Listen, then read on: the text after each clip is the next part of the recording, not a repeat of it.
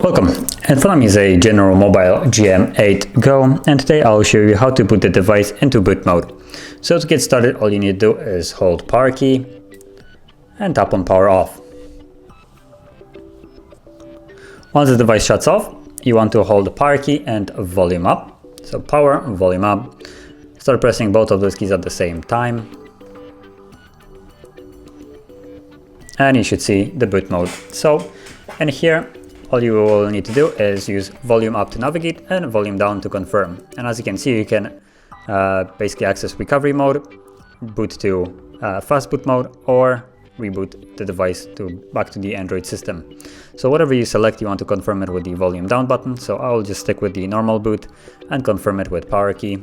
And now the device will leave the boot mode and boot back up into the standard Android system.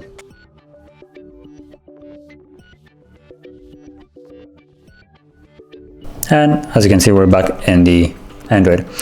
So that is how you would access and also leave the boot mode. And if you found this very helpful, don't forget to hit like, subscribe, and thanks for watching.